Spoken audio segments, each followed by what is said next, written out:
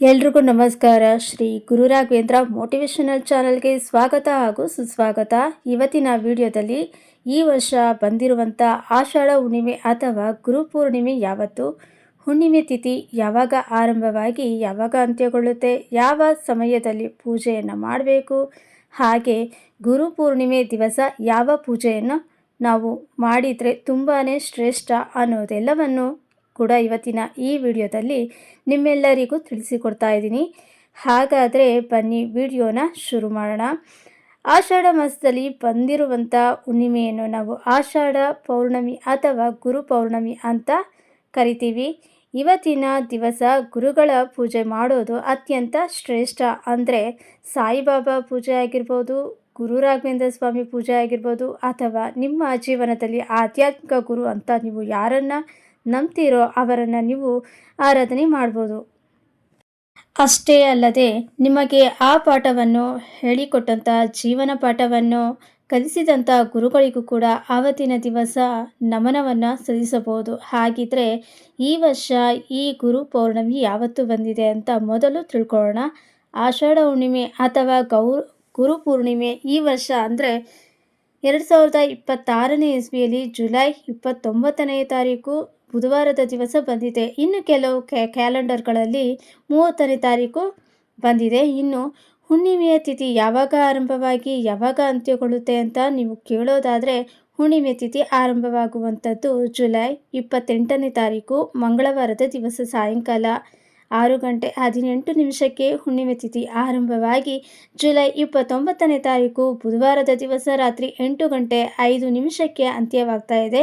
ಇಲ್ಲಿ ನಮಗೆ ಹೆಚ್ಚಿನ ಪ್ರಮಾಣದ ಹುಣ್ಣಿಮೆ ತಿಥಿ ಆಗಿರ್ಬೋದು, ಹಾಗೆ ಸೂರ್ಯ ಉದಯ ಆಗುವಂಥ ತಿಥಿ ಆಗಿರ್ಬೋದು ಜುಲೈ 29ನೇ ತಾರೀಕು ಬುಧವಾರದ ದಿವಸ ಬಂದಿರೋದ್ರಿಂದ ನಾವು ಹುಣ್ಣಿಮೆಯನ್ನು ಅಂದರೆ ಆಷಾಢ ಹುಣ್ಣಿಮೆ ಅಥವಾ ಗುರು ಪೂರ್ಣಿಮೆಯನ್ನು ಜುಲೈ 29ನೇ ಬುಧವಾರ ದಿವಸನೇ ಆಚರಣೆ ಮಾಡಬೇಕಾಗಿದೆ. ಇನ್ನು ಹುಣ್ಣಿಮೆ ದಿವಸ ಲಕ್ಷ್ಮೀ ಪೂಜೆಯನ್ನು ಮಾಡುವವರು ಅಥವಾ ರಾಘವೇಂದ್ರ ಸ್ವಾಮಿ ಸಾಯಿಬಾಬಾರ ಪೂಜೆಯನ್ನು ಮಾಡುವವರು ಯಾವ ಸಮಯದಲ್ಲಿ ಮಾಡಬೇಕು ಅಂತಂದರೆ, ಆದಷ್ಟು ಬೆಳಗ್ಗೆನೇ ನೀವು ಪೂಜೆಯನ್ನು ಮುಗಿಸ್ಬೋದು, ಅಥವಾ ಸಂಜೆಯವರೆಗೂ ಕೂಡ ನಿಮಗೆ ರಾತ್ರಿ 8 ಗಂಟೆಯವರೆಗೂ ಹುಣ್ಣಿಮೆ ತಿಥಿ ಇರೋದ್ರಿಂದ ಬೆಳಿಗ್ಗೆನೇ ಪೂಜೆ ಮಾಡೋದಕ್ಕೆ ಆಗಲ್ಲ ಅನ್ನೋರು ಸಂಜೆ ಗೋಧೂಳಿ ಸಮಯದಲ್ಲಿ ಕೂಡ ಪೂಜೆ ಮುಗಿಸ್ಬೋದು. ಇನ್ನು ಆವತ್ತಿನ ದಿವಸ ಪೂರ್ತಿಯಾಗಿ ರಾಹುಕಾಲ ಒಂದನ್ನು ಬಿಟ್ಟು ಬೇರೆ ಯಾವುದೇ ಸಮಯದಲ್ಲಿ ನೀವು ಪೂಜೆ ಮಾಡಿದರೂ ಕೂಡ ನಡೆಯುತ್ತೆ.